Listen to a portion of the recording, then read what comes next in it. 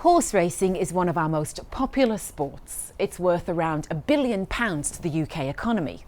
But behind the scenes, there's an alarming history of physical and mental suffering by jockeys trying to keep their weight down.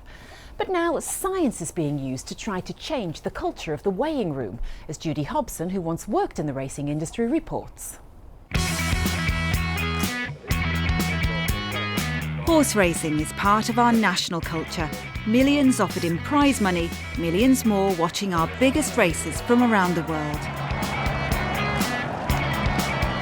But what's it like for the riders, the men and women at the very centre of the sport? It can be dangerous. Every jockey will have a list of broken bones, but most say the toughest part of the job is the relentless struggle to keep the weight off. Keeping their weight low is an integral part of a jockey's job, because if they can't make the weight, well, they won't get the rides, and if they don't get the rides, their careers could be over. It's a path I tried to pursue once, following in the footsteps of my dad, who was an amateur jump jockey. But what some of these riders go through to shed the pounds defies belief. You know, some of the lads have been flipping, obviously bringing their food back up, drinking too much, you know. It's not a modern problem. In 1886, Fred Archer, who'd been champion jockey 12 times, took his own life. Problems with his weight were said to have been a factor. It's a pressure which continues to affect those at the very top of the sport. And I was having hot baths and running with sweatsuits on and saunas, and probably everything you shouldn't do I was probably doing.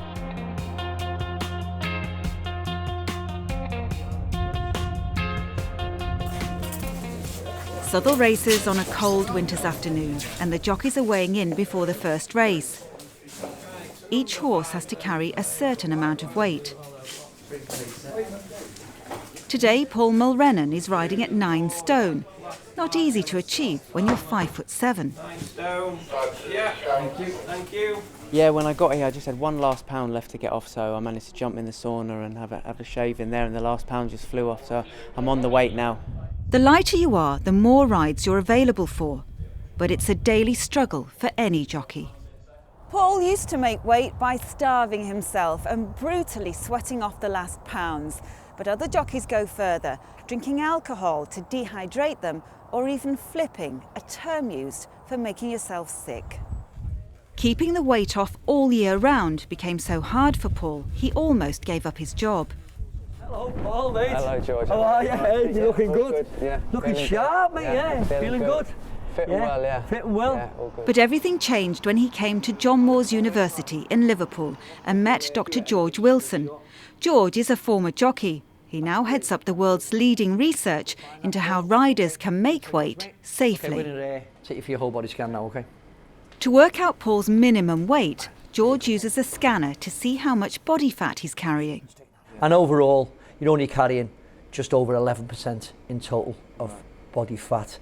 So George, could Paul get down any lower than he already is? Well, there's a leeway for a little bit of a reduction in the weight. We could probably take maybe a kilo of fat off that, but you would really be getting down to the absolute, the minimum, what we'd like. And obviously you need some fat for many, many physiological reasons. We have to, first and foremost, tell the jockeys that they have to be realistic about the types of weights that they're trying to achieve to ride at. So we offer up a individually devised diet and nutrition program and exercise program based upon the research, as opposed to the jockeys adopting these culturally driven methods, which obviously again would not be the best for your health, because to lose weight you don't have to sweat and you don't have to starve. But sweating and starving has been part of the culture, and it can create long-term health problems. So today, George tests how quickly Paul can burn calories. This programme educates riders in having a healthy diet combined with fat-burning exercises. It's a delicate balance to keep jockeys at their minimum weight.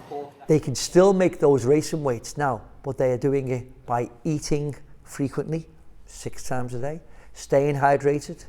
So that's the absolute crux of what we're doing here. From my own experience, obviously, starvation is not great and dehydration is not great and you feel terrible. Funded by the Racing Foundation, this is a unique programme and it's available to every jockey. But it's got a bigger implication, Paul, because it's for not just for jockeys, for anyone. I mean, it can show you can eat 6 times a day, and obviously looking at you, very little body fat, but you feel healthy. I feel healthy. I feel good, and I'm eating more than ever, really. So I mean, it's Don't Push It, Tony McCoy at the 15th attempt. He wins the Grand National. George has helped more than 300 jockeys, including the biggest names in the industry. AP McCoy has ridden more winners than anyone else, and yet he told us he regrets not having access to this research earlier in his career. Unfortunately, I went there at the latter part of my career when I was pretty much near retirement. But I went there because I was interested. And I think, you know what, maybe I could have been so much better if I had the access to have something like this at the earlier part of my career. You know, it could have made me better. It could have made me last longer. It could have made me a much better jockey. The average weight of a flat jockey is about the same as a 13-year-old boy. Many are 2 stone under their natural body weight, and that can cause physical problems like weak bones. But this daily battle of extreme weight loss can also cause issues with mental health. Some high-profile flat jockeys have talked of careers blighted by bulimia.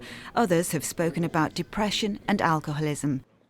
More importantly, you're doing this. The impact of this constant, excessive weight loss on jockeys' mental health is now forming part of the research at John Moores University. AP McCoy says it causes other problems too. The big problem for a jockey, and especially a jump jockey, is that, you know, if the brain is starved a little bit, you know, that's when you can do the most damage, when you bang your head or when you fall, you know, if you're dehydrated. To keep at his minimum riding weight, Paul has to stick to the strict routine set by the team at John Moores University. It's a far cry from the old days when Paul would starve and his weight would yo-yo. I'll be honest with you, it was just literally get the sweatsuit on, off running, and you could be dropping anything from, you know, a good day would be 3 or 4 pounds. You'd class that as an easy day. You know, there were some days there you'd be taking 8 or 10 pound off. It was just crazy what we were doing, really. Your agent would ring you and say, oh, you're doing, I don't know, 8, 9 or 8, 10 there in a couple of days, you've got light. So you just wouldn't eat, you just starve yourself, really. If you go out and have, I don't know, 6, 7, 8 gin and tonics and don't eat, you will be lighter in the morning. So you think, oh, that's great, I'll make the weight the next day. But then obviously it's not good for your head. Pack lunch and drink, Scarlett. Okay, Paul's battle with his weight didn't just affect him.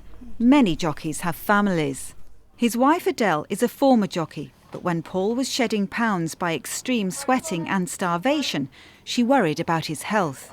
I thought he was going to kill himself. I mean, there was days where he'd be off with the sweatsuit on, come home, the sauna would be on, he'd be in the sauna then for an hour, then into the bath, and he'd be laid out on the floor, exhausted, and to know then that's before you've even gone and done your work. And there was times when I thought, has he been drinking? Because it kind of seems to affect your brain a little bit. You just go a little bit, but it wasn't. It was just he was so dehydrated. So we did have the chat about giving up, but Paul luckily met George right at the right time and changed him round. It's definitely added years onto my career, and I'll be honest with you, I probably wouldn't be riding now, I don't think, if I hadn't met George down at John Moores University.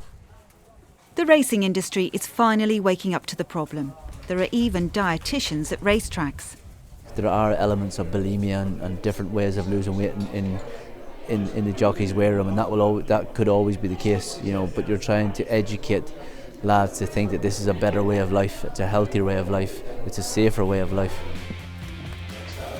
Back at Southwell races, Paul is now feeling healthy and happy and riding 100 winners a year. Because for him, this is what it's all about, the thrill of race riding.